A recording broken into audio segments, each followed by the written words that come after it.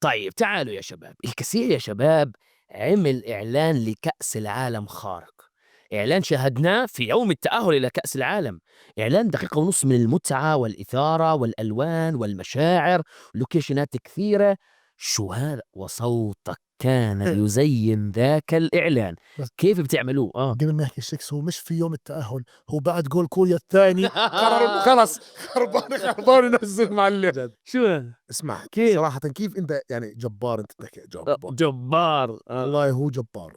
آه. احكي لكم الإعلان، الناس تعتقد انه تم انتاجه هيك، هذا قاعدوا يحضروا له كثير، حضروا له فترة منيحة، فترة منيحة كثير. هذا رقم واحد. رقم اثنين، أنا قبل ما أقول لك أنا كيف صوته طلع في الإعلان، كل لاين كان في السكريبت تصور في لوكيشن. أنا ببالي بحكي طب يا عمي إحنا إذا ما تأهلنا لا سمح الله، وهذا هو السؤال. أنا إذا ما الإعلان بده يروح، آه. طب هذا الإعلان عن التأهل.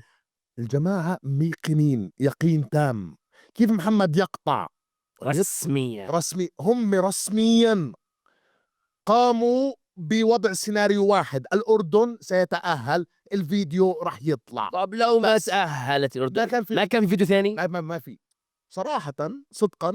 هو أضخم عمل صحيح انعمل انعمل للمونديال، للمونديال. للمنتخب وقصة بالتحديد. العصفورة بتقول لي انهم كانوا يصوروا في اليوم في 4 لوكيشنات. والله 4 انت بتعرفش 4 لا لا لوكيشنات؟ هي المعلومة بس مع محمد، آه. 3 أيام كل يوم 4 لوكيشنات، فتخيل 12 لوكيشن في 3 أيام. كيف استطاعوا ان يخرجوا من شبابك هذه المشاعر والاحاسيس الحقيقية؟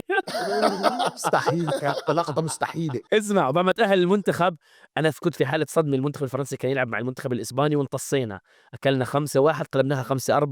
بتنكد لحد ما محمد بعت لي في خليني اشوف الكاسح شو بعتوا لك. بعتوا لي هدية المونديال، هدية التأهل، تيشيرت وكرة شو جميل جميل. جميل.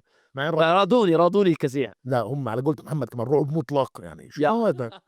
والله انه انت بتحضر، هذا مش ستايل محلي لا ابدا. حب دعاية مرسومة، كل لقطة مرسومة رسم. نعم. الولد اللي بركض، اللي حامل الطاب، الناس الدقيقة 90 على الالارم، الناس تاكل اشي قريب طيب اسمع، من المواطن الطبيعي. يا يحصل أخي اشي طبيعي. اقرا الكومنتس تاعت الناس، احلى دعاية بنشوف.